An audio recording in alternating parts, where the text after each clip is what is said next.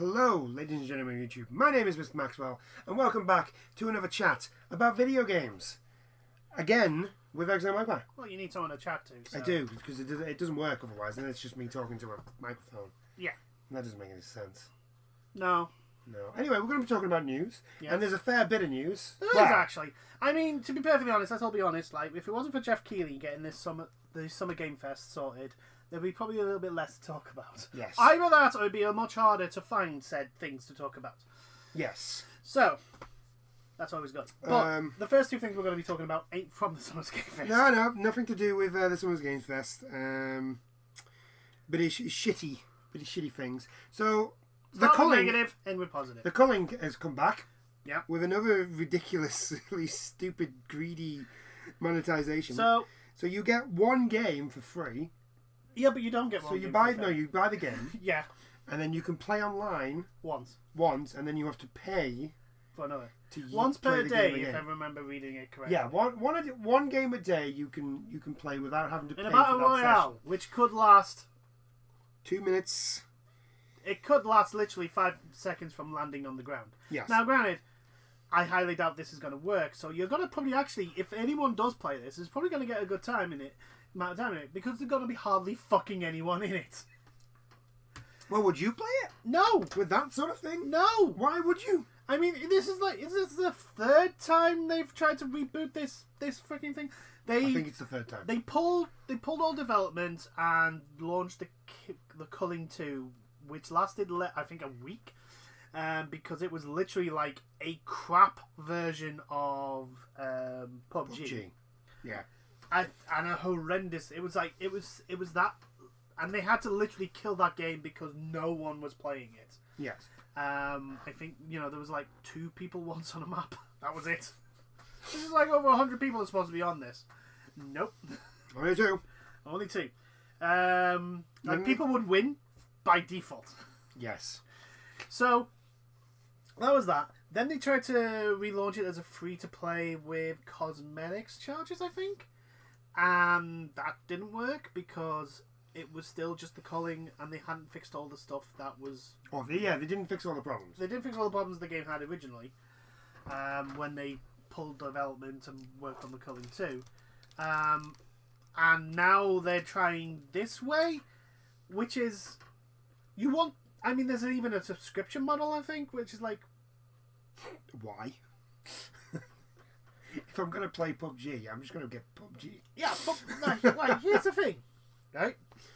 Warzone. Let me just say this: I've played a fair bit of Warzone. I've actually kind of enjoyed it. It's a bit frustrating at times because even though there is a respawn mechanic, you're pretty screwed if you get killed because you only respawn in with a pistol, and everyone else is rocking fucking light machine guns and some machine guns. Yes. But anyway, like. Battlefield 5's Firestorm is better than this. Yeah, it is. It really is. Right? And Warzone doesn't ask... You can play Warzone for free. Firestorm is, if you've got the game, it's free. PUBG, you buy the game... I think you buy the game? I can't remember if PUBG is free to play. I think you buy the game. It's either free to play or you buy the game and every no, I think it is you buy the game and then you... Anyway. Fortnite is free. It's free.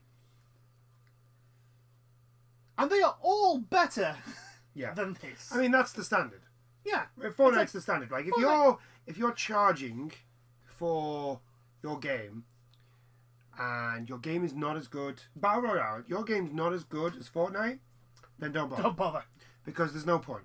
Yeah. You have to make sure that your game is at least as good as Fortnite. Is as good as Fortnite. And I don't mean like, get as many people as it, just like the way the game plays. At least has as functionally playable and workable as Fortnite. And this isn't. Yeah. Never in a million years will this be on the same level as Fortnite. In just its competency of like gameplay. No. It's just... Which is a shame, because it is one of the originals. Yeah, it is, isn't it? The culling is like when Battle Royales were like this brand new thing. The culling was one of those that people were uploading on YouTube, and that I was like, "Ooh, this is actually kind of interesting." It was like one of the first ones, wasn't it? Before PUBG. It was just before PUBG. It was literally just before PUBG exploded. Yeah. Before that blew up, and then Fortnite came along and went, "How you think that's an explosion in popularity?" Yeah, Fortnite just set off a goddamn nuke. And the culling, it had some people playing it and uploading it. It had kind of a following, and then it kind of died off because of the fact that the development didn't keep up. And then I think the thing that really was the death nail was the move to culling 2, when it was a clear rip off of PUBG, a clear rip off of PUBG.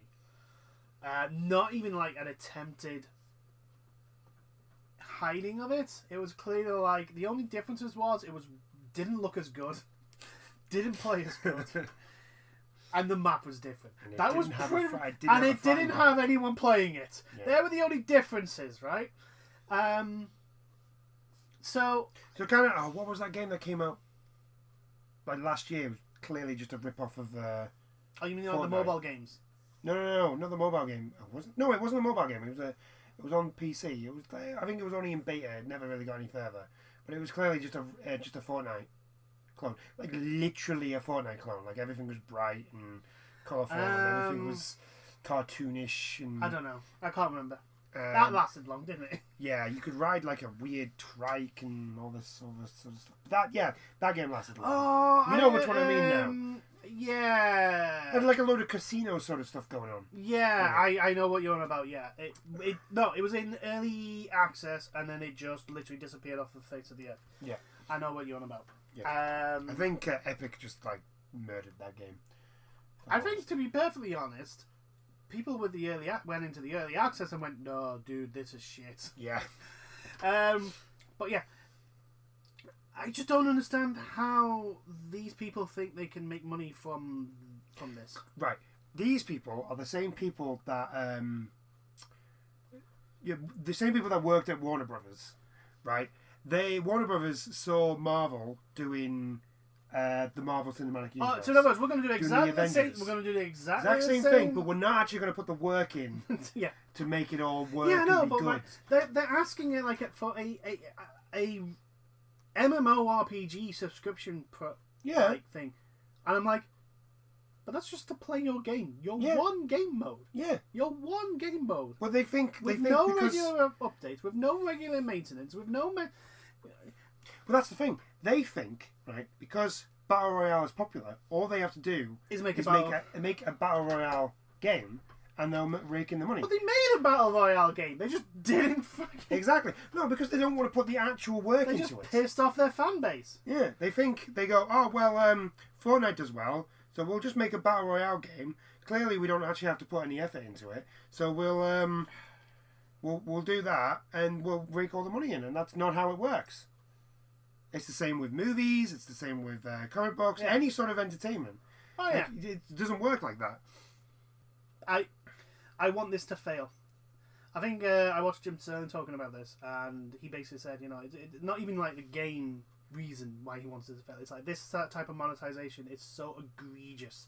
Oh yeah. Like we buy the game, then we pay for the privilege to play the game. I feel like I feel like it's the company now. They're just doing it so that they get some sort of notoriety or something like that. Like no self-respecting company that makes games, not even EA, right? Not even EA are that fucking stupid, right? No, they are doing this deliberately. They have to be. It's right. So it's called the Culling Origins. Yeah. Right. So when you buy it, it'll cost. You buy it for $6. Right. So it'll be £6 over here. Mm-hmm. And it's only on Xbox. So well done, Xbox. Xbox may be looking at it and going, why are you here? It's it is free to play for anybody who's played it previously for a certain So amount of basically, time. if you've For a certain amount of time. if you already had the culling on, if you've already Yeah. bought the culling, yeah, you just need to download it again, which is Right? fine. You can play one map per day. One match per day. Yeah. That's the system. If you The win a the game, Battle Royale. if you win the game, Yeah. you get an extra free game. So if you keep winning, you will always play for free. Yeah, but this is a battle royale. Battle royales have like a I very know. low percentage chance Yeah. of winning. I know, right? Otherwise, playing requires the purchase of match tokens, which are free match tokens for $1, 10 for $3, or 20 for $5. Alternatively, you can pay an unlimited subscription model, which is like, so 7 days is $2, so it's $2 a week, or for a month you pay $6. Okay, so first things first. Basically, we're paying for the game. I would once a month. rather play Fortnite and buy the season Yeah. thing, because I can just play as long as I want, and what I'm buying with the season thing is like all the little add-on things. Yeah, that it's can like I unlock don't have to buy the season pass to play the game. I can just play the game as I want. Yeah, Why didn't they just do that? because That takes effort. yeah, This they is would, my point. They would have to then put stuff into the season pass to make it worth people buying it. Yeah, If it's just full of shit, no one buys the season pass. it's very true. It's fucking. Like, for example, Warzone Season Pass has a bunch of guns, a bunch of extra credits. Like, for Warzone, if you're good enough, if you play long enough, you can actually get enough credits through the Season Pass to buy the next Season Pass. Mm-hmm. Which is actually kind of, and I can't believe I'm saying this about an Activision game, not a bad thing. Now, it is ridiculously hard to get that amount of credits. I'll openly admit that. A little bit too hard. I suppose if you think about it, if all you play is Call of Duty, if you don't play anything else, Oh, if you just play Call of Duty, you can get the season pass for you and you quite easily. season to season. You'll be able to, because I think it's based on the amount of XP you get. So yeah, you get a little bit of credits. You also, if you've already got the season pass, the season pass thing, yeah, you get credits for leveling up. yeah, So I think it's every 5 you get an extra 100. Yeah. Credits, and then once you get higher, you get a little bit more because it's like 100 levels, something like that. yeah. I can't play. Bloody. Like I'm a Destiny boy, and I cannot. Especially this last season, I cannot do the season. Yeah. Anyway, It's so ridiculous. this is the thing, right? You put a monthly subscription, which means that you are now comparing yourself to other things, like other games that give monthly subscriptions, aka MMOs, which therefore means that people are going to compare you to regardless of justification or not, you are charging a monthly subscription. Yep. Which means World of Warcraft, Final Fantasy 14, just, as an example, with so much content, so much things to do, and it's like, dude, what the fuck? Now, can you believe this? That this is it's a monthly subscription, which means Fallout 76 is actually better than a game. Yes. There's a game out there that Fallout 76 is actually better than. Yes. That's why this has been done. Yeah, so that Fallout 76 is not the worst game ever in the history of mankind.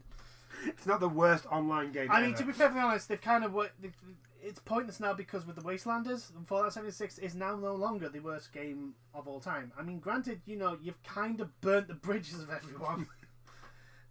For that, but to get to that point, it's like we're well over a year and a half into Fallout 76's life cycle, and you finally have a semi-competent game now. It's doing alright. It doesn't brick things anymore. So I suppose, we should really be grateful.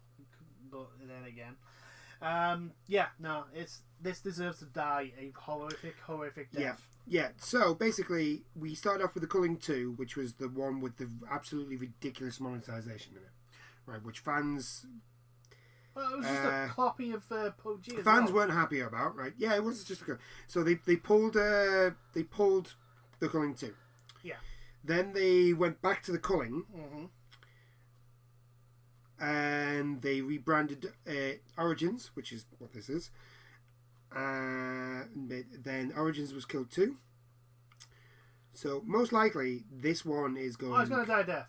This one is going. It deserves to die a death. Again. Yeah, this is the third. This is the third sort of like rebranding of it. Yeah, it deserves to die a death. I'm starting to think that this is just a thing to get them in the news now. Probably. That's all it is. It deserves. The thing is, they're gonna like, it deserves a horrific, painful, slow. Well, not slow, quick death. Yeah. Because this sort of thing is the sort of thing that if it proves successful, other people will try and copy. It won't. I don't think it will, but it's one of those where it's like I don't want to have any of the like EA or fucking Activision to get an idea from this sort of thing. So no, it needs to die. It needs to die now. It needs to die now. Okay, right. I think that's enough about the colours. Yes. Let's move on. Terrible game. We've laughed at it enough. Let's move on to something. It's more funny than it is. The headline itself. The headline itself.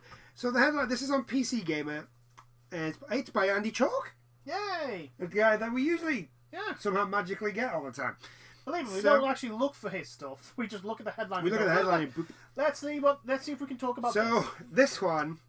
Anthem's development have begun trying to figure out what went wrong with Anthem. There's a lot of things that went wrong with Anthem, which is just. What do you mean they're trying to figure out what went wrong? There was a frigging Kotaku article delving into what went wrong by Jason Schreier. Yeah, his article. Read that. Read the whole thing. Read it. That is what went wrong. You made a looter shooter with no loot. You made a multiplayer game that didn't do multiplayer very well. You made a Destiny clone that was worse than vanilla Destiny. So I mean, that's there. Then you've got all the problems that you had with the actual, the actual development of the game. You believed in BioWare Magic. I mean that there is like that's your prime problem there. I mean the list is pretty fucking long. So BioWare's latest Anthem update brings with it both good news and bad news. The good news, as the mere existence of the update implies, is that Anthem is still alive and, if not kicking, at least twitching. It's too late. The damage is done. The bad news is that feeble twitches are about all that we can reasonably expect for it for a long time yet. Yeah, not now, good. if I remember correctly, because it was a bit ago, so I have slept since the update. Multiple times. Basically, we're not getting Anthem 2.0 this year. That's a shock. It's not happening. Yeah. EA are not going to give them the finances to fix this. No. They're not. EA are not going to. EA may, EA are EA, and EA are the worst because Konami's not EA. But they will not give BioWare the time nor money to fix the problems in Anthem. So yes, yeah. So basically, what we've got from that, which is proving your point here. So basically, what the update was is that what they're saying is that they're in like an incubation. They've got an incubation team of about 30 people, and they're the ones who are starting to really. It's only round about now they're actually starting to. Yeah, I mean the whole COVID-19 thing has probably put a spanner in the works as well. Yeah, which isn't going to help. But I still, if I'm honest, even without that, I doubt. I think 30. I think 30 people. Yeah, I think 30 people was all they were going to get. Yeah. On this, to validate. Yeah, so they're really just starting to work now. They're only a small team of 30 people, so obviously it's going to take a lot longer than what they originally thought it would be. Which, to be honest with you, that game needed a complete overhaul. Like this as much as people like to compare it to be like. Vanilla Destiny.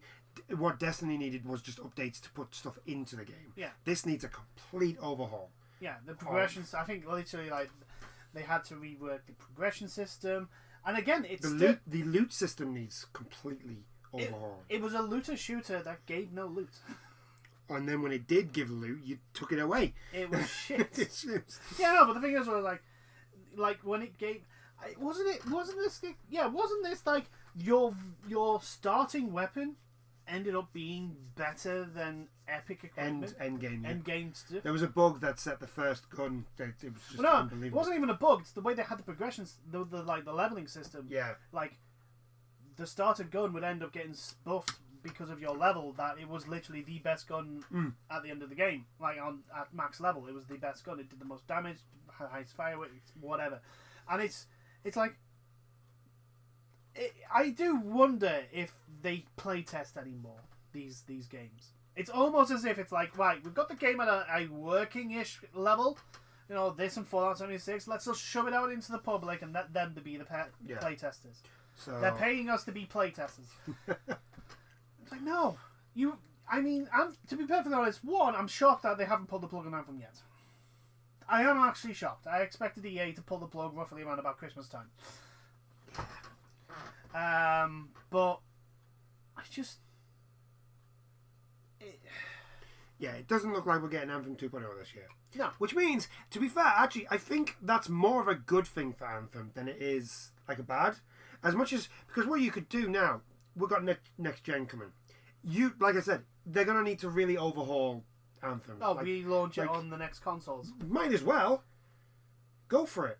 And if it doesn't work, then can it. Yeah. Because you're going to have to can Anthem anyway. Yeah, the big problem is, right, is that the baggage that Anthem now has. Yes. Which is why... The preconception is like, they could literally, from the ground up, rewrite Anthem and turn it into a much better game. The problem is that they would have to somehow change the public's perspective. That's what you use whatever community you've got for. But the problem is, here's another problem, right? EA has their game changers. Yeah. The problem is that anyone part of that is already from the rest of the gaming community under suspicion because EA. It is literally like, no, EA are your paymasters. You're being told to say this. Yeah. But what you need to do there is okay. So I'm doing this because it is basically what it is. I'm comparing it to Destiny. Now, so what Destiny 2 did, right? We all remember the debacle of what Destiny 2 launch was. Yes. Right? Destiny 2 was dying on its fans.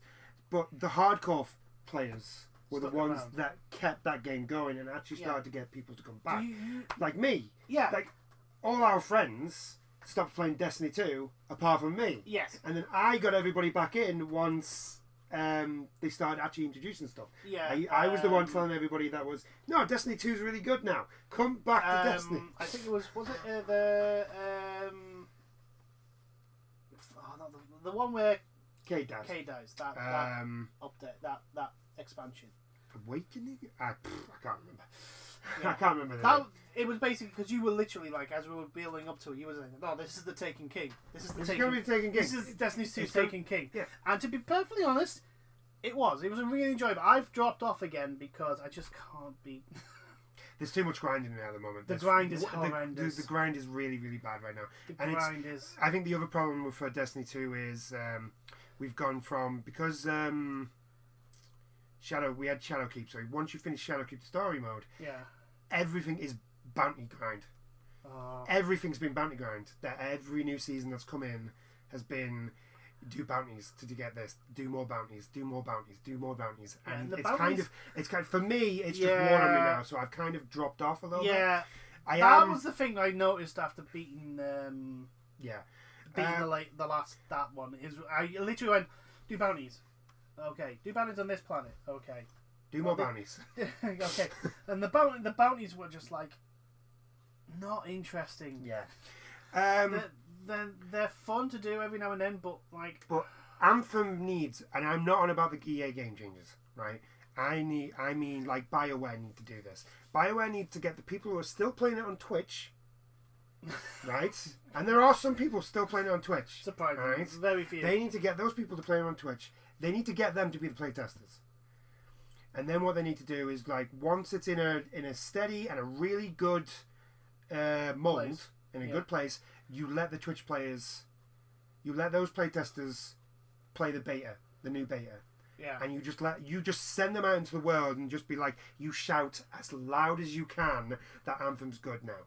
Yeah. 'Cause that's basically what Destiny 2 did. Yes. Destiny 2, they listened to the community. The difference is that I mean, the difference is that Destiny 2's community was much bigger than Anthem's is right now. The thing that Destiny 2 had going for it was like everyone who stuck with it and went, well, we know we've been here before. Yeah. You know, we had this problem with Destiny 1. It sucks we're going through it again, but we know potentially there's another Taken King coming. Yeah. We will give them the chance to give us that. The problem with Anthem is that it doesn't have that community. Yeah, I know. And that's the big thing. It's like, because it was a new IP, and because it was after Bioshock Andromeda. You mean Mass Effect? Mass Effect, sorry. I said Bioshock. You said Bioshock. Yeah. Mass Effect, because of Mass Effect Andromeda. It's alright, I've been playing Bioshock. So. I know, but it's like BioWare. Yeah, BioWare. Mass Effect Andromeda. There was already a bit of caution going into. I mean, come on, we were talking with the last E3, and it was like, yeah, this is a Destiny clone. Yeah. Well, with our E3 chat, and it didn't look good. It didn't look good at all. It looked didn't awful. It didn't look good. It didn't look to play well, and it was very worrying to look at. And I think because of that, a lot of people, former BioWare fans, were like, not in. And then of course the review, the early beta came out, and people were saying, yeah, there's the problems with this. Yes. I remember Layman Gaming. Yes. His initial impressions, and they were not good. No. And then the game came out, and it turned out like, yeah, all these worries and all these concerns were true, and I don't think it has the support or the fan base, the size of the fan base it needs to be able to get back to. All it needs is a small enough fan base that can get the message out. That's all it needs. I don't think it has that. I don't think the fan base is that big. I don't think that, but I also think that there are enough players who are off playing other things right now that are willing to come back. Who may go back? Yeah, maybe if they get a thing. Like I said, use Twitch for this. Get those players that were playing before. Get them to come back. It's not hard. All you got to do is make a good game. Yeah. And Anthem, I'm going to be honest with you, as much as like I laugh at it because it's an absolute joke, I do see the potential in Anthem. I just think I think everybody can agree, it needed more time in the goddamn oven. Yeah. They needed more loot. It needed more loot, and I think they needed to give more loot out. I think the fact that after we learned about all the stuff behind the scenes of it, like what they need to do is they need to get rid of this whole BioWare magic idea. And here's the thing, right? Anthem is not a failure on developers, on the actual people. It's the higher ups. On the actual people who sat for hours on end working on the models, the script, the coding, everything. It's not a failure on them. It is a failure on the management because they put those developers under such pressure that these errors and mistakes were made. Yeah. Let's all be honest here, okay? No one goes into a game development process wanting to make a shit game, unless you're an asset flipper and you can rot in hell. Or you work, or you make the culling. Then in which case, you clearly clearly don't care. You clearly don't care. But I don't cast them as game developers. People who work for EA, Activision, Blizzard, Naughty Dog, and all them, they don't go into. Those people that do. I wouldn't add Naughty Dog into that because apparently someone's come out and said that they don't use the word fun. No, I'm not. Games. Right, no, I'm not on about like management or upper management or like the lower ones. I'm on about the people who actually like sit in front of a desk and design Ellie's face. Who sit, and work on her hair and like the coding, so how the coding on how like things interact with each other. That's what I'm on about. Like your bottom level people, the people who get screwed over when they get when the company doesn't do as well as they wanted, so they release a whole bunch of people. Those people, they didn't come into Anthem and wanted to make a shit game, but because of the way it was ran, the way it was managed, these problems and errors and mistakes happen. And the fact that like the management just sat around and went, "Oh, it's okay. It'll be good at the end. Don't worry about it. Magic. BioWare Magic will make it work." So yeah, I don't want Anthem. I didn't want Anthem to die a death. Anthem doing well is good competition for Destiny, which means that Destiny can't just sit on its laurels and do whatever the fuck it wants. Or do what it's doing now. Yeah, do what it's doing now. Not to say that Destiny 2 is not a... Destiny 2 is a really good game. I'm just bored of it right now. Yeah, it's the same thing over and over again. It's like they're literally sitting on doing... They're sitting on their ass going, yeah, we don't need to put that much effort into it. I think they've just done the announcement for the next... They may be... Yeah. Update, so... Yeah, it could be the next big update. Which is the reason why I think this season's a little bit more boring than They could be focusing on thinking of like moving Destiny 2 to the next gen consoles. Yes, that has been announced. So they have announced that Destiny 2 is going to next gen. Hopefully we'll be able to transfer all that stuff over because... Well, it uses your... Well, so for PlayStation, it uses your PlayStation account. Yeah. So it should do. It should do. It should do. But anyway... And I think it does with the Xbox as well. I just, like... I mean, clearly, this article is from, like... The update in that is from like the head, the management. Like we're going to figure out what went wrong because it'll be a tweet, it'll be the update, and it'll be the lead project manager or the update manager or the community manager. It'll be someone in management that has come out with this. And Christian Daly, formerly the franchise development director for the Anthem Live service, and now the studio director BioWare Austin. Yeah, so he's the one who's come out. Yeah, he's like one of the head managements, and it's like, no, you shouldn't be trying to figure out what went wrong. You, especially this long after friggin' launch, over a year. Yeah, you should know. You should really know what happened. I mean, hell, like we said, there's an article that goes through what you did wrong. And then it's like, and then post launch, like. The fact that the updates were lackluster, the promised features that were supposed to come didn't come, and then when they did, the ones that did come were crap. Yeah, it's like, I think Anthem could have maybe survived. I think would have been better if they'd.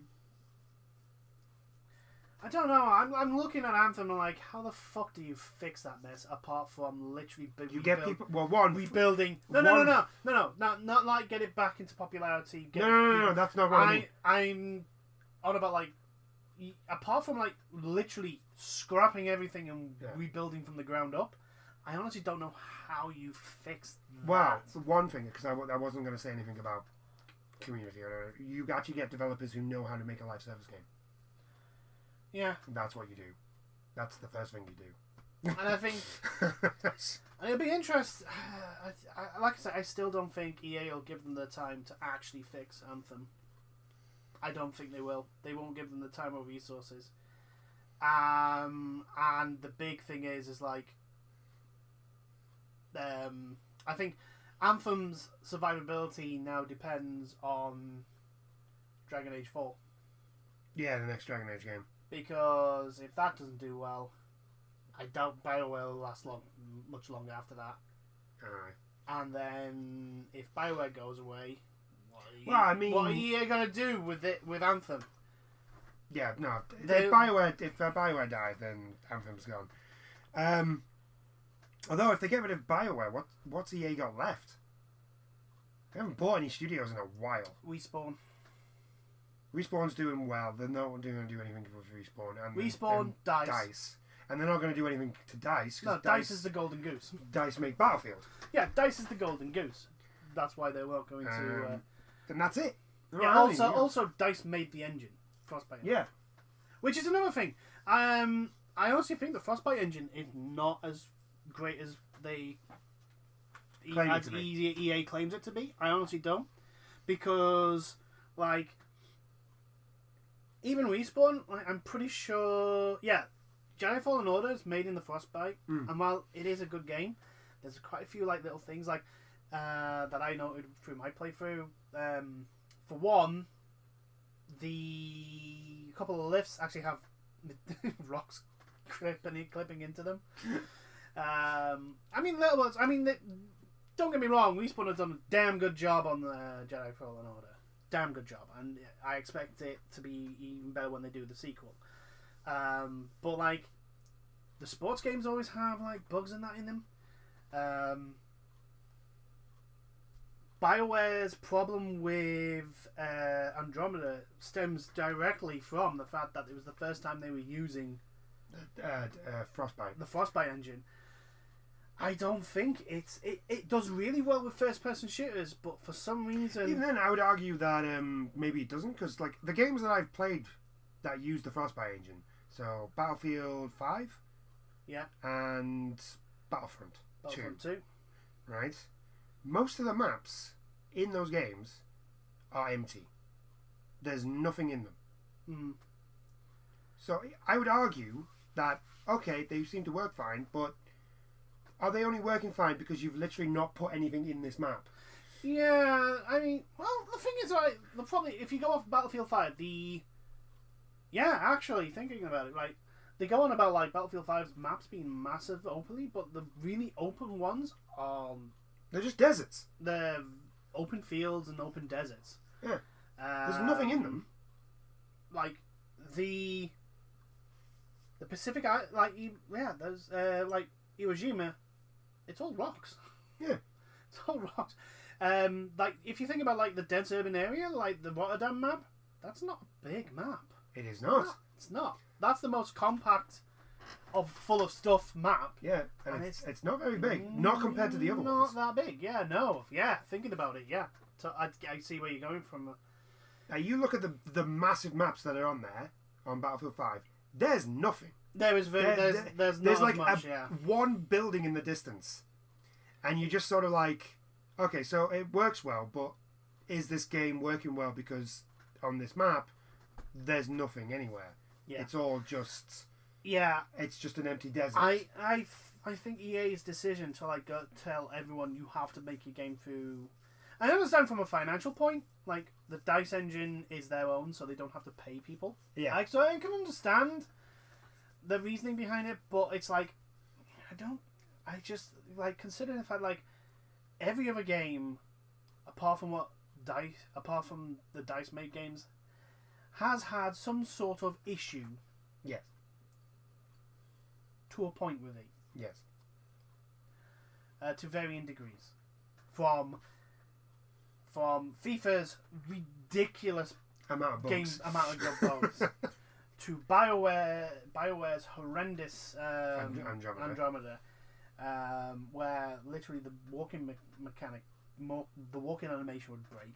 Yeah. I mean, I got the amount of tiny pebbles I got stuck on in that first map where once you get, it's just like, for fuck's sake, man. I mean, I died so many times because I couldn't jump over a goddamn pebble. It's... yeah, I think the Frostbite engine is not as, and it's also pretty. I'll give it that. It's pretty good. Pretty. The thing is also like, it's what 5 years old now. Roughly? Something like that, yeah. It's starting to get old now.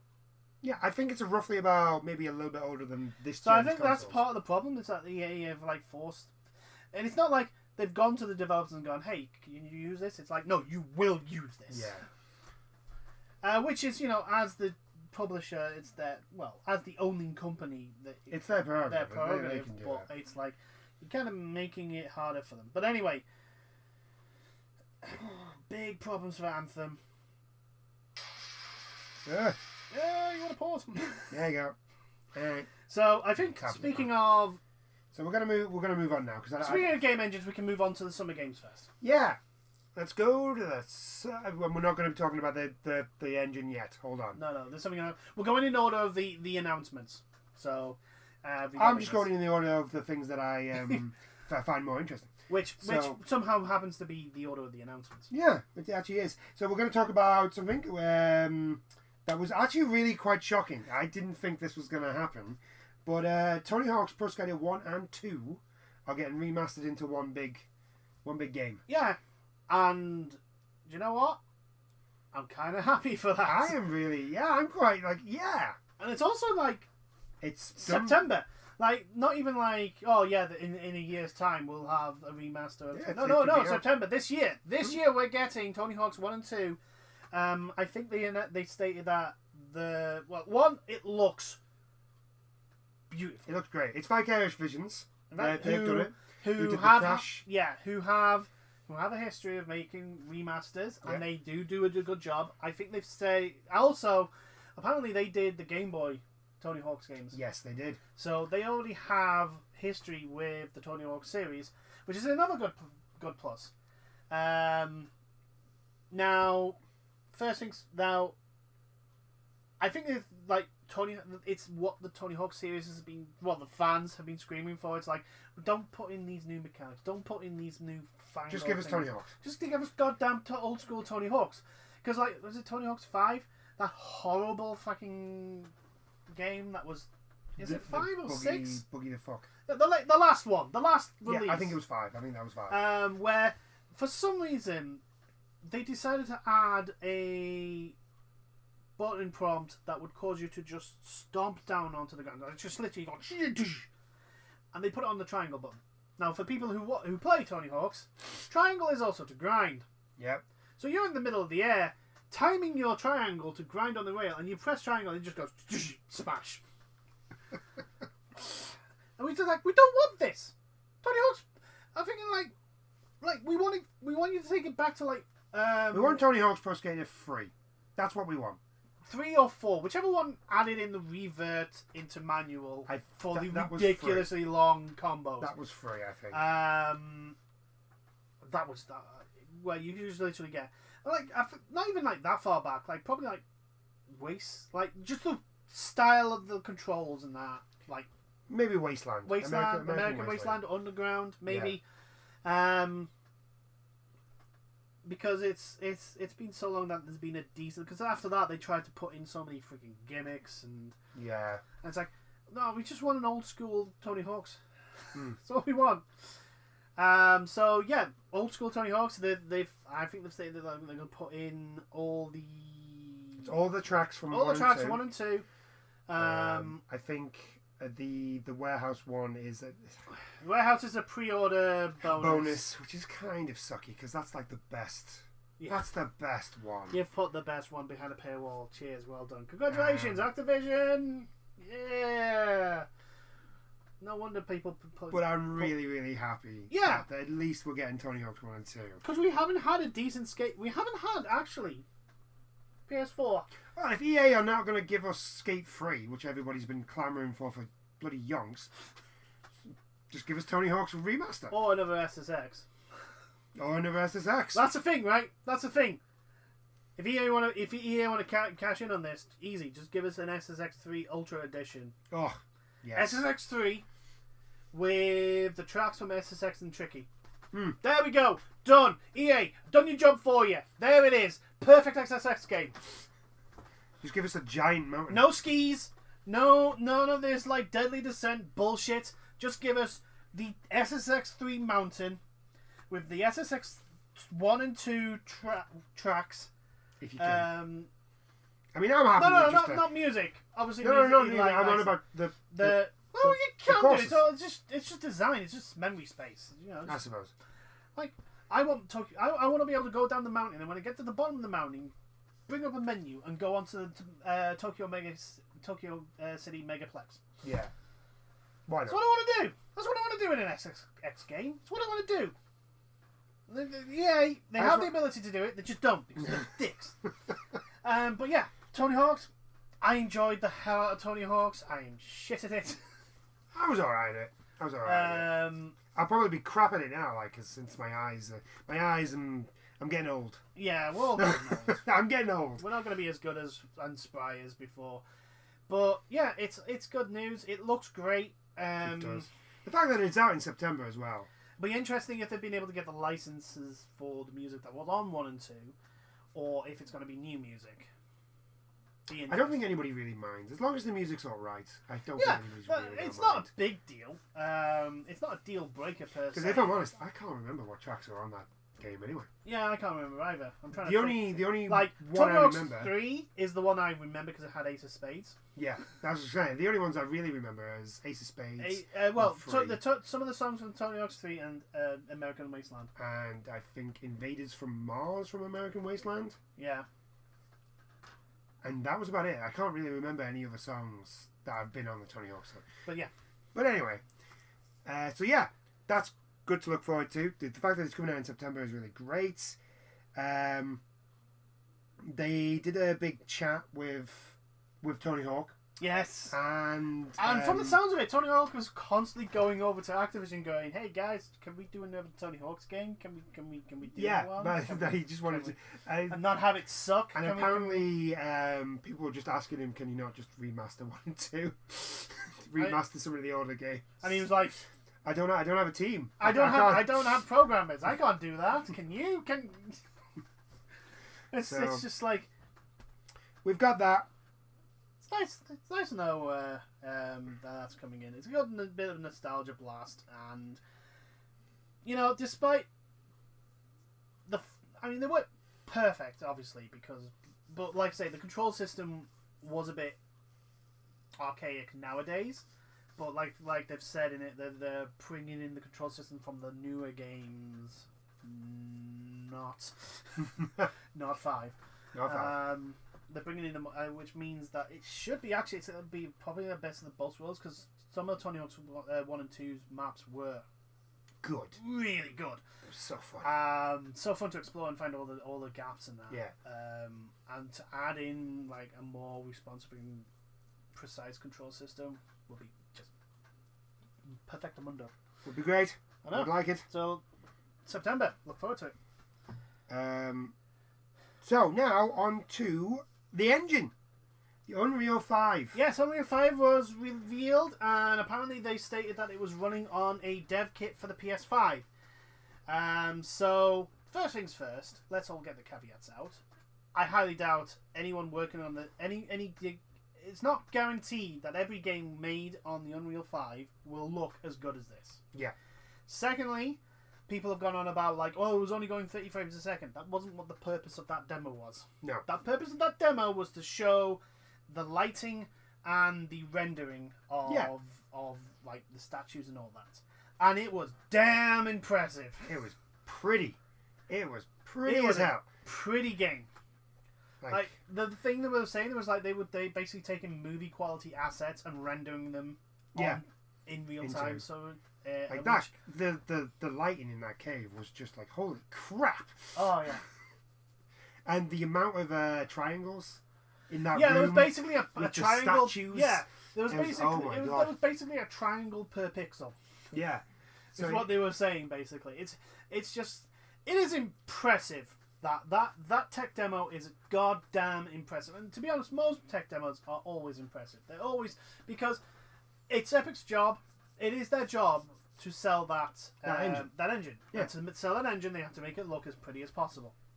I think we're getting to the stage where we get starting to get diminishing returns, because like if you put the character model they used, if you take that character model and put it into a PS4 game and compared it with another PS4 character model from a PS4 game, there's not that much. Like you couldn't like. Unless you put them right next to each other, and, like zoomed in, you'd probably then be able to tell the difference. I think it's clear that they've gone from like character detail into environmental detail. Yes. Well, I think because now, because like the character, unless there's like a load of them, the character really doesn't take a lot of processing power. It's, Yeah, no, but it's no. the environments Yeah, no, now. it's So the if you can show, yes, this is but what I mean. If you can show the environments, yes. But the thing is, it's like with character models, like we're reaching like the top end. diminishing returns now. Yeah. It is literally like to get to the next like oh my god level takes so much effort and time processing and all that sort of stuff that it's not really worth it at the moment. It may come to a stage, maybe the generation after this, we may get realistic. Oh god, I don't think I'll be able to. Characters. Don't think I'll be able to do that. But it is still impressive to see what it was doing, and I'm really interested what people. I mean, the one thing I really found impressive was the fact that the character was fluidly interacting with the environment. Yes. Like she wasn't scripted to put her hand on that door apparently when she did, and apparently when she was climbing, she was actually like the engine was basically going right. So she's climbing up here, and instead of like forcing her up a route so that or make it like a bog standard like you see in like I Got a War. or Or- Assassin's Creed, or where like there are clear nooks and crannies for her To grab onto. to grab on. It was like, no, this is climbable. It's got a whole bunch of little nooks and crannies, but the character animation will match. Yeah, for example, PS2 God of War, Kratos climbing up a thing. It's just an animation of him climbing. Yeah. He's not actually interacting per se with the environment, the climbable environment. Yeah. This, though, apparently she was. Like, she was... And if you paid close attention, she was never in one, like... Say the same... She never used the same, like, climbing, changing in of animation or that. It was constantly, fluidly changing. Like, her hands were always going to, like, the nooks and crannies, and then her feet, and it was always in different shapes of her body. And I found that really, really... That is the one thing I took away really big, because that's the thing that sells the immersion of the game. Yeah. Regardless of a game's looks, a game's sound, if your character is interacting fluidly with the environment, it helps sells the immersion of that game so much more. So yeah, I was really, really impressed.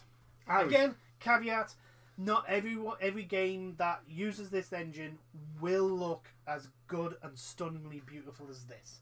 It will then fall down to the skill, time, effort of the developer. Yeah. Which is, I'm alright with it. And thankfully EA aren't going to be using it, because EA are EA and they love their DICE engine for some reason.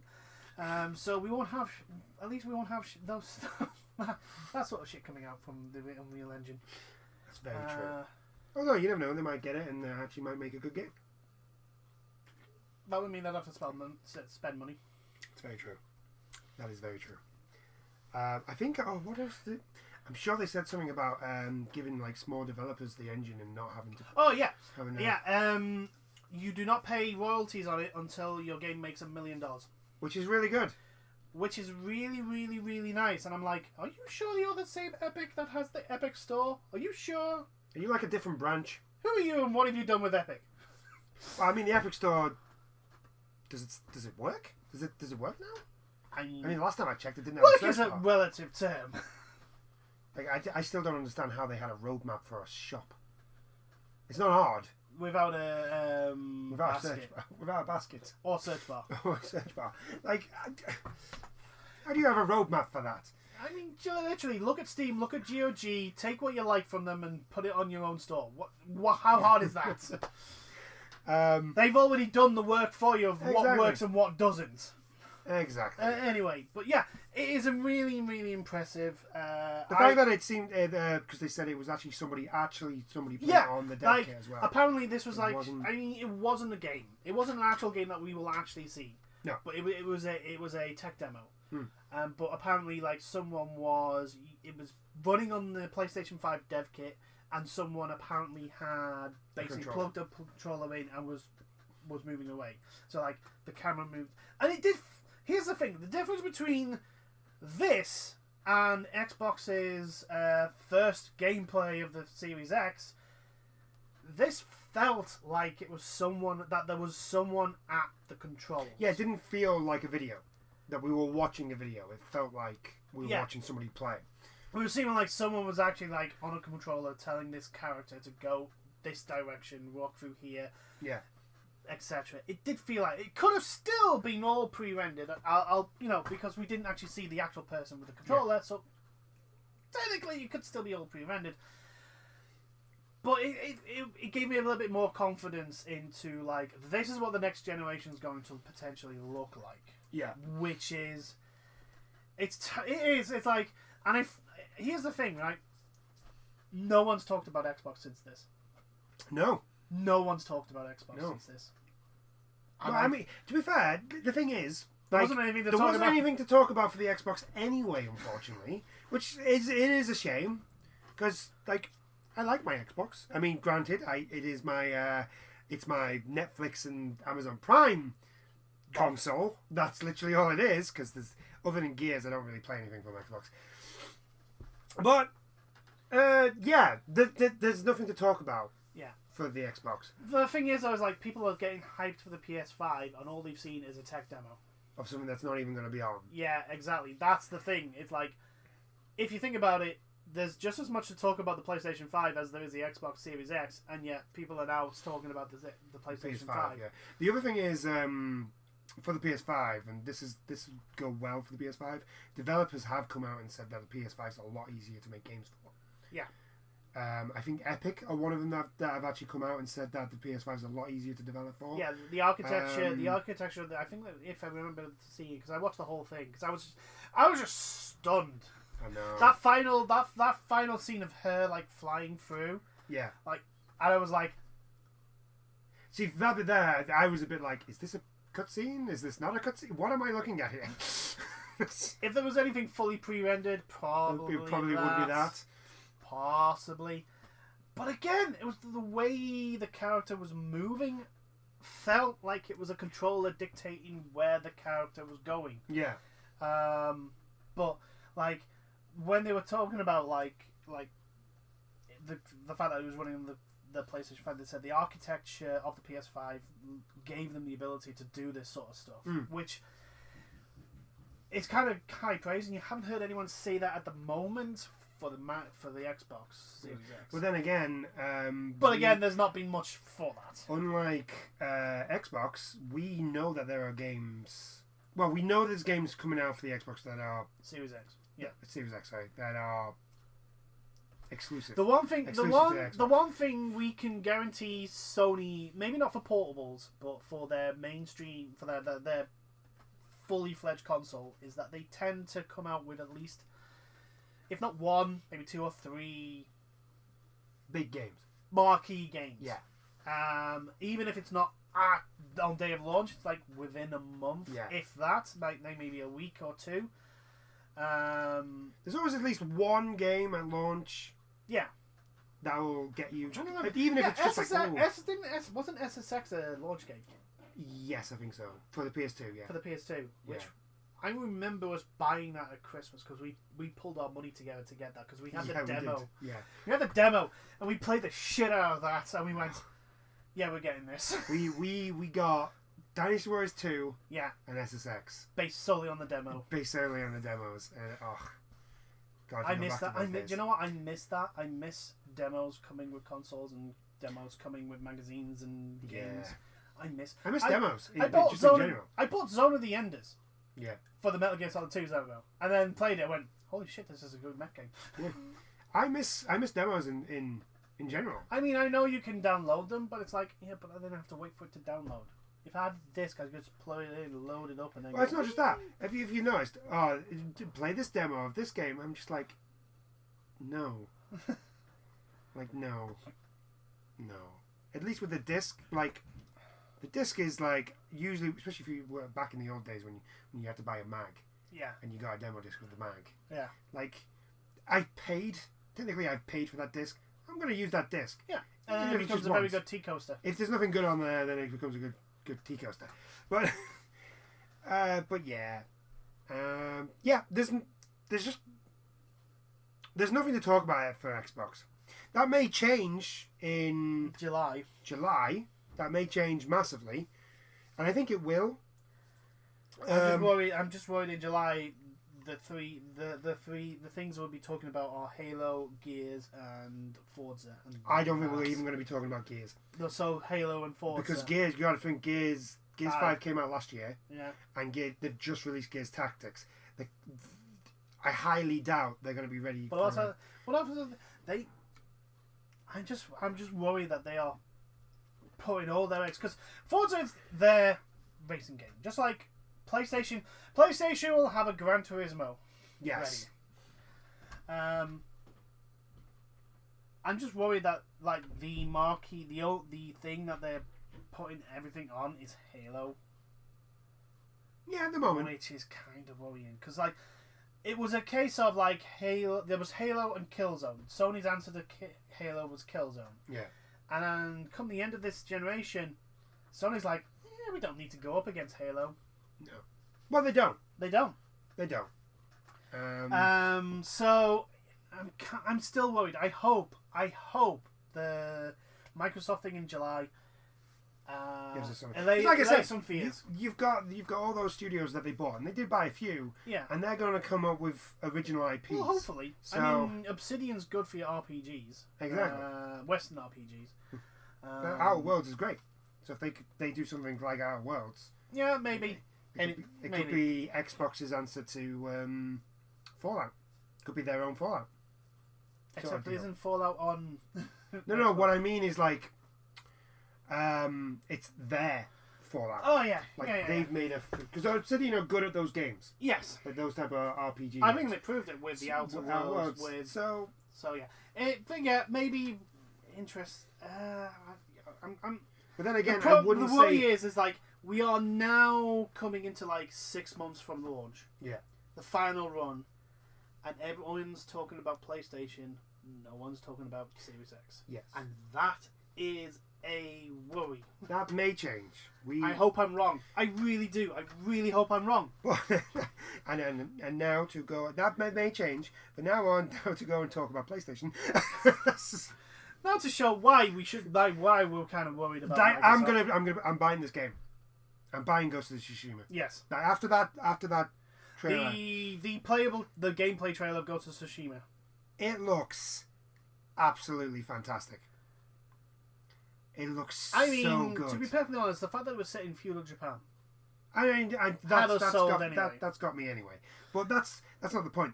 The actual gameplay. The gameplay was so much fun. It looks like a feudal Japan version of Breath of the Wild. Yes. And I think a lot of people have made love the Breath of the Wild. A lot of people have made comparisons of that. And do you know what? I think the thing that stood out to me most is the fact that you could approach the same thing in two completely different ways. Yeah, the fact that you can go full on samurai. Yeah, and basically challenge people to a one-on-one fight. Like, fight me! Yeah. I love that. Or the fact that I haven't had a good assassination game since Assassin's Creed. Yeah, that's the thing. There's been two comparisons. This is basically people have been saying like this is Samurai Breath of the Wild, or basically it's the Assassin's Creed game everyone has been asking for and never got. Yeah.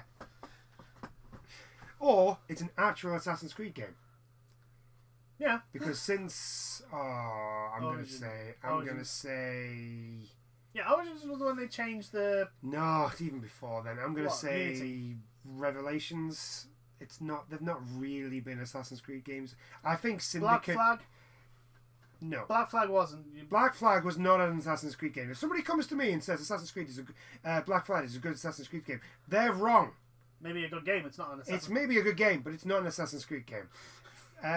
Syndicate is the closest one after Revelations, but 3 is not an Assassin's Creed game. There's hardly anything in there that's Assassin's Creed. Yeah, there's very little. Just takes everything out of there. I'm a goddamn pirate. Why am I a pirate? There's very little assassination. Yeah, in Black Flag. Then Liberation came, which was it Liberation? The one in France. Unity, yeah. Unity came. The one that tried to do co-op. The one that was just broken. It was broken everywhere, and the only thing that wasn't broken was co-op. And then they fixed everything, and broke co-op. Yeah. Which, but when that happened, we just went, right, we're done. I'm sick of this now. The one thing that kept us playing, you broke. Thanks. Then they brought Syndicate out, which was all right. It tried. It's probably the closest to an Assassin's Creed game after all that. And then Origins came out, and that had the same problem. That had the same problem with a lot of other games that go open world. One, it's just The Witcher, and two, it's an open world game with nothing in it. You've got, like, it's all well and good. Oh, well, we've got these cities, and that's all well and good. But, like, one, the cities aren't that big. And two, the areas in between these cities are ridiculously spaced out. They're like, I spent half my game going from one area to the next. Now, if this was Death Stranding, where that's the point of the game, I would understand. But it's not. Anyway, back onto Ghost of Tsushima. Ghost of Tsushima. Yeah, we'll just point out why people are saying like Ghost of Tsushima is like the fact that the Assassin's Creed game we want. What they've done is literally take the. Well, I know why people have been comparing it to Breath of the Wild, because what they've done is they've took the mechanic of there's always something in eye view. Yeah, there's always something on the horizon that goes. That will look that's at you, interesting. Or there's always something that will catch your eye. Yeah. To which in the Ghost of Tsushima, what they've used animals. So you will spot an animal. Yeah. Well, either you'll spot an animal, or an animal will literally come to you and then try and get your attention. Yeah, like in the gameplay in the trailer, there was that bird. Yeah, the bird that took you to this guy. Yeah. And you could see the smoke coming from where he was before. Yeah. And that's when he originally started heading over there, and then the bird came over and was like, "Hey, go over here!" Yeah, literally followed him to it. And then there's like foxes that will take you to shrines or maybe interesting stuff. And you can pet the fox. You can pet the fox. You can pet the fox. Best game of 2020. Yeah, you can it wins. Wins. You can pet a fox. You can pet the fox. The only thing that would make it better is if you get a dog and you can pet that dog. Yeah, that's the only thing that's. One of the reasons why I love Warlords of Manhattan for the Division 2 is so good. You can pet the dog. You can pet that dog. Pet the dog. It's why I like Far Cry 5. I get a dog, I can pet the dog. I can pet Boomer. Yeah. I can pet Boomer. Boomer's a good boy. He's a good dog. He's a good dog. But anyway, the combat looks really. Then really after they showed us like how the guiding wind. Yeah. How they use the guiding wind. The fact that like they've gone for as little as UI as possible. Like there's no compass. Yeah. There is no compass. There is no like. There's barely any markers there's no on. HUD. There's no markers on the screen showing like this is where the next territory is or all this. It is literally minimalistic HUD. I think the only thing shown is your health bar. That's it. Yes. Which is one good. Two means I'm probably going to die in that game because I forget to look at the health bar and pay attention to it. It's like I don't know why, but it's like when you go with minimalistic health bars, I struggle to I just forget they're there. Hence my problems with Final Fantasy VII Remake at the moment. Yes. But that's a me problem. That's not a game problem. Then they went into combat. The combat looks really good. One being the samurai just looks awesome. Him dressed up in full decked out samurai armor. He looks like a badass. And the fact there seems to be a mix. Like the combat seems, and this is just early impression, but a mix between Sekiro and the different stances of Neo. Yes. Which is going to be interesting. It looks like also if you time your parries and slash attacks at the right time, you can just literally one shot. Yeah. One shot any guard. I think that is the primary focus of the combat is to be able to just one shot your opponent. Yeah, basically just run the people through. It was just amazing. Yeah, because they came out and they said we're massive fans of old samurai movies. Yeah, and that's a thing. The calling card of a samurai movie is the one-hit kill. It's the one-on-one, one side of the screen, the other side of the screen. The just who makes the first move.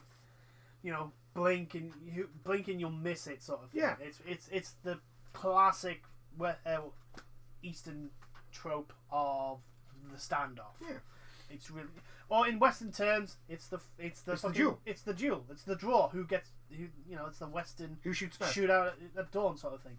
and it is so well put. But then they show the like if you want to fight as the honorable samurai, which looks just awesome. Like if you want to feel like a badass, yeah. That generally, I think, if you're good at if you get good at the whole parrying thing, God, and you want to feel like a badass, that game's gonna make you feel like a badass. It makes you feel like, yeah. And then they showed the ghost playthrough thing, and that just spoke to me. That was just like, this is how just I like. like you can just This like, is how I like. To I know play they're going games. about dishonorable. It's like no, that's full ninja. full blown shinobi.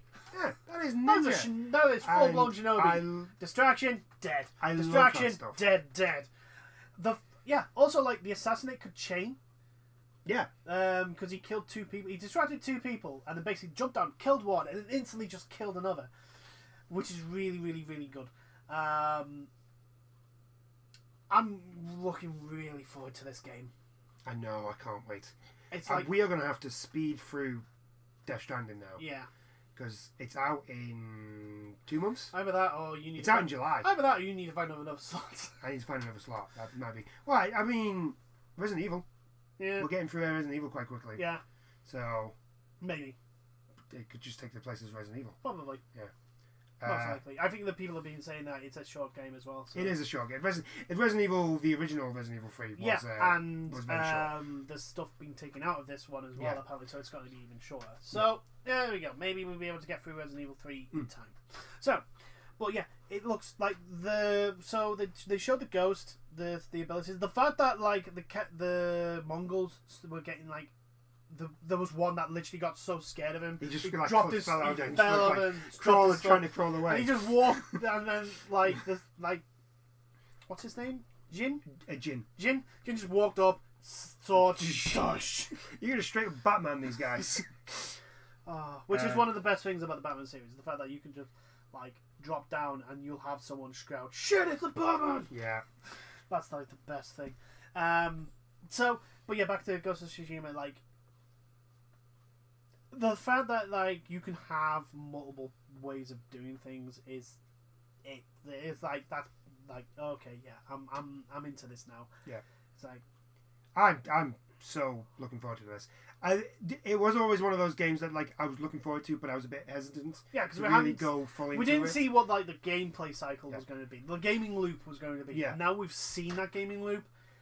I'm like, do you know what? Yeah, this is going to be fun. I'm going to enjoy doing. It's by Sucker Punch though. Yeah, Sucker Punch are good. And I've liked a lot of the Sucker Punch games. I don't think you can't say they've made a bad. At least I don't game. think they've made a bad game.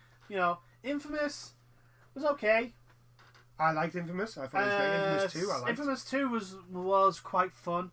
And then Second Son. Second Son was it's just so enjoyable. The combat in that is so enjoyable. Like, I'll tell you one thing with Second Son. There was one fight I had, and it was outside this building. And I was just, like, beating him up. And then one of the abilities, obviously, for people who haven't played, is the ability to turn into smoke. And, yes. like, you can go up pipes doing that. Mm. So, in the middle of this combat, I just knocked down an eye. There's another 3 guys. I turned into smoke, went up the pipe of this, like, 5-story building, popped out, and then instantly engaged my slam attack and just stormed down and literally knocked out all of them. I was like, oh my god, this is the greatest thing ever. It's so fun. So, yeah, they know how to do combat and they know how to make it really, really fun. And the fact that, like, what we can see is, like, yeah, if you get this right, you will feel like an absolute boss. The fact that we can customize them as well. Yeah. So we can get you can pick up like flowers. Yeah, you could. Yeah, the armor has different mechanics depending on what playstyle you have. Yeah. Like the samurai armor is going to be more for those who want to like go in and just basically fight everyone, while his different armor for his mask and his ghost form better at stealth and all that. But the fact that you can customize the color and not by like buying DLC, like just picking up flowers on the map. Yeah. If you get enough flowers of the same color, you can make you can change your costume to that color. I'm gonna go pink. I'm gonna have my pink. I wonder if that'll need cherry blossoms. Probably. Possibly. But we're going for it. That is what we're doing. We are going to samurai. eventually have a pink Samurai. shinobi. Pink shinobi. You can have a red samurai if you want. I'm all fine for that. But pink, we are going to have a pink shinobi. We're going to be attacking in the dead of night in bright pink because that's what we do. Despite the fact that would never work. That would never work, but I don't really care. It's a game. I'm going to do it my way. I wonder if they do go like all out in it. If you wear blue, it has a stealth bonus at night. Maybe because that's what that's what ninjas actually wore. Dark, like it was a dark blue. So that'd be if they put that in, that would be even better. I mean, one, it would mean that customization would fall by the wayside to actual playability. So I don't. Yeah. And they may keep that out just so that people can rock around in like bright pink and purple, just because. But yeah, I'll be. Oh, do you know what? Instead of red, just a pure white. A white samurai. Yeah. Could you imagine? Oh, honestly, like, could you imagine, like, if you could get crossovers? Oh. Like different random costumes from different like samurai things. Oh, can you imagine if they got a crossover with Marvel and had the Silver Samurai costume? That would be mint. I would love that. I would totally love that. And not the Silver Samurai from the Wolverine movie. No, the comics. The proper Silver Samurai. But yeah, Ghost of Tsushima. What else did... Oh! Fucking movie mode. Oh yeah, you can have it in black and white. You can have it in black and white, in proper proper Japanese samurai 7 sort of deal. Yeah, proper like the Seven Samurai type of like presentation and all that, and it's like, oh my god, this looks so good. I mean, maybe first playthrough I may not do it that way, but like maybe second playthrough. I think because I am planning on recording it. I'm probably not going to do it in the black and white. No. Because, like, my eyes are just not going to be able to handle that. I'm not going to be... You know, like, can you not see that? No. Nope. No, that is grey on grey. That's just grey on grey for me. It honestly just blends in. Yeah. Really looking forward to it. Really looking forward to it. We know that there's a photo mode. Yes. So you can sort of, like, take little movies... By the looks of things, little movies or like pictures with moving like particles, which is pretty cool. So if you're in the middle of a really badass moment, you could put like cherry blossoms or fireflies going around you as you're like just about to annihilate this poor sap. Yeah, it's looking really impressive. I think the last hurrah of the PlayStation 4 is going to be a good one. Yeah, it's going out. It's taking a bow. With a bang. Yeah, it is. Because you've not only got that, you've got that and Cyberpunk 2077. No, I mean, I was going to say The Last of Us Part 2, but that looks like people aren't very happy with that game. There's a lot of concern with that game now. So probably not that. But yeah, I think Ghost of Tsushima is going to knock this out of the park. Yeah, it's going to knock it out of the park. I think that's another problem with the Xbox. You know, I don't think they've had, each generation. I don't think they've had a game that really marks the end of that. Yeah, that hasn't been. I mean, you know, PlayStation 2 had Shadow Colossus. Yes. PlayStation 3 had The Last of Us. Yeah. And this one looks like it's going to be Ghost of Tsushima. Yeah. And the Xbox, I don't think there's been anything for any of them. I think they've just moved on. Yeah. But no, right, here's the thing, right? You could also say, like, what game defined the PlayStation 2? You could go with, like, Metal Gear Solid 2, Shadow of the Colossus, Final Fantasy X, and you look at like what games defined what games that's come out for the Xbox One has defined it. I think we can all agree that there really hasn't been any. That hasn't been. I think Gears 5 was like the biggest but exclusive game that they did well with. Is it really the generation grind? Netflix and Amazon Prime. Clearly, what the I think the problem for the Xbox One is that it's not. It was never really portrayed as a games console. Yeah, which they're trying to do with the Series X. Yeah. But Ghost of Tsushima. But back onto that. We'll keep positive. Yeah, we're gonna stick with the Ghost of Tsushima. I am getting that game. Oh yeah. I don't care now. I am getting that game. If they wanted to sell the game, they've done their job because that game looks amazing. It looks fantastic. I don't know how the hell how that game could be broken now. I don't know what I'm going to do with my PlayStation. My PlayStation's going to die. Cyberpunk and Ghost of Tsushima are going to kill my PlayStation. Yes, it's going to kill mine. Mine are going to spit those discs out at me in protest. No. In protest. No, this is not possible. What are you doing? Why are you trying to make me do this? Why are you doing this? My main question is there going to be a Ghost of Tsushima for the PS5? Probably. Are they going to do what they did with The Last of Us? Yes. Where they remastered, yes. Reported. Yes. Remastered, bloody. Yes. Yeah, Yes. that's what they're going to do. Yes. Which is fine. I'll buy it again. Well, if it's good enough. If it's good enough, I'll buy it again. I don't really mind. If it's good enough, I probably will as well. The other question is, will there be a Switch port? No, because it's PlayStation exclusive. Yeah, but I'm like, Sucker Punch. Will it be on Switch? Because Sucker Punch are... I mean, if it was a third party, I would literally be like, will they be able to put this on Switch? I mean, they put The Witcher on. They put The Witcher 3 on. Somehow. With some magician. weird black magic. Some magician. Some wizard of the Arcanine levels of unbelievableness has managed to put The Witcher 3 on a Switch and have it run. Yeah. Without the Switch exploding. Yeah. With all the DLC as well. With all the DLC. So maybe just somehow it